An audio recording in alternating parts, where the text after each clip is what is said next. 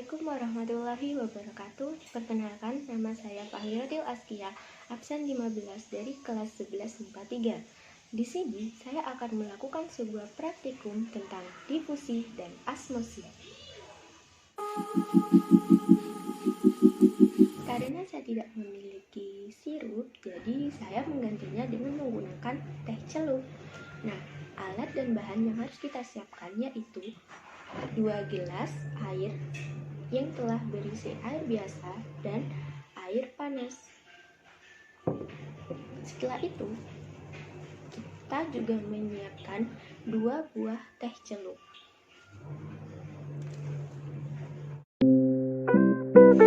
Langkah-langkah yang harus kita lakukan yaitu setelah semua bahan telah disiapkan, lalu kita memasukkan kedua teh ini ke masing-masing gelas yang telah berisi air yang memiliki suhu yang berbeda.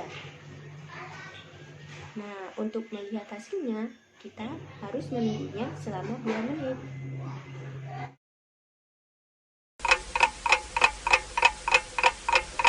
Setelah kita menunggu selama 2 menit, maka kita akan mendapatkan hasil seperti ini.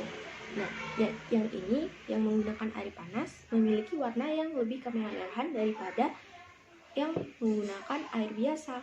Nah, proses ini dinamakan sebagai proses difusi. Mengapa?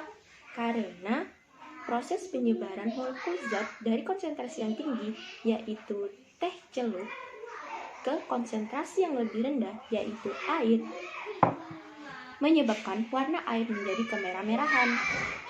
Nah, di sini kita dapat menyimpulkan bahwa faktor yang mempengaruhi difusi yaitu suhu.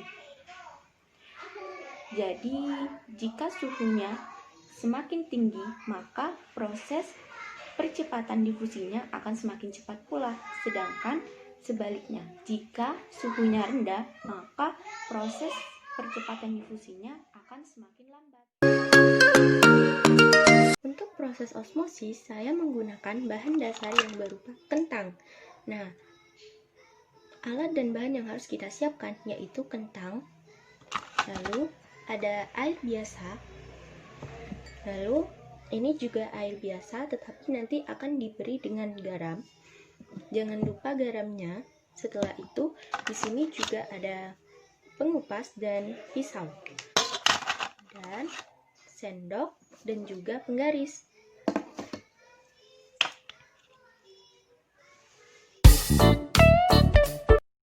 Langkah-langkah yang harus kita lakukan yang pertama yaitu memasukkan garam ke dalam gelas yang berisi air biasa. Setelah itu kita aduk-aduk sampai garam itu terlarut. Nah, sambil menunggu garam ini terlarut, sebaiknya kita sambil mengupas kentangnya terlebih dahulu.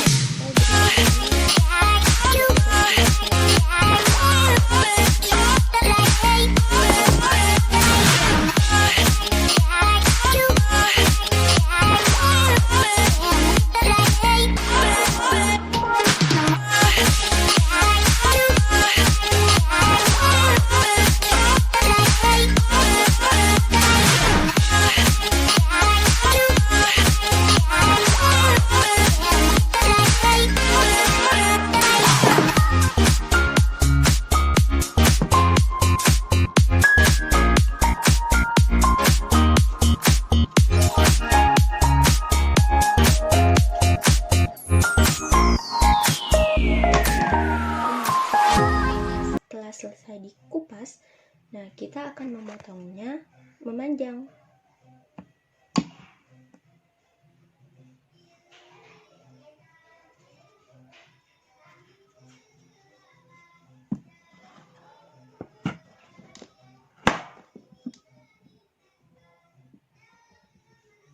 kita akan memotong memanjang seperti ini.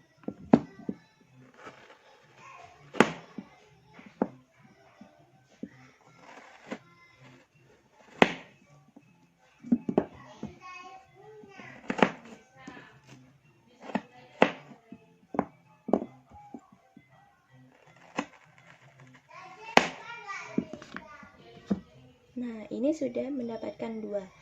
Lalu kita ukur terlebih dahulu berapa panjang dari kentang ini.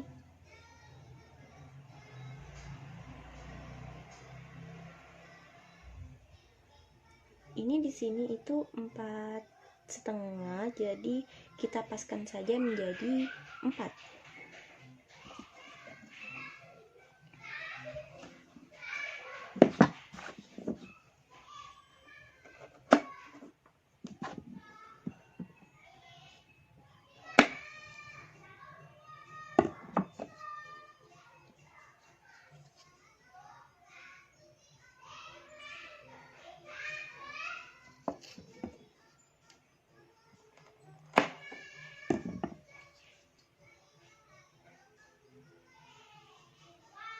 Ini panjangnya sudah 4 cm ya.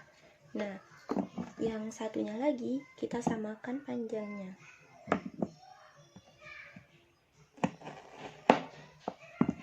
Nah, setelah sama seperti ini, selanjutnya kita masukkan ke dalam gelas yang berisi air garam dan air biasa.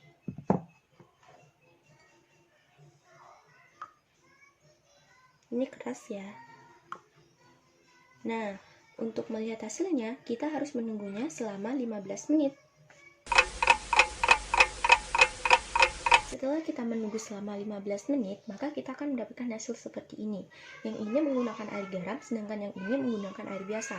Nah, jika kita lihat, untuk panjang kentangnya yang semulanya sama, sekarang menjadi berbeda. Yang ini setelah saya ukur berkurang 0,5 cm sehingga panjangnya menjadi 3,5, sedangkan yang ini tetap menjadi 4 cm. Nah, yang menggunakan air garam juga bentuknya ini sudah tidak keras lagi, sedangkan yang menggunakan air biasa ini masih keras, tidak bisa dibengkokkan. Bisa dilihat kan perbedaannya? Nah, kentang ini mengalami osmosis karena kandungan air di dalam kentang lebih besar, sehingga air cenderung keluar, yang menyebabkan berat kentang ini berkurang. Nah, kentang yang direndam dengan air garam dapat dibengkokkan dan panjangnya akan berkurang. Mengapa?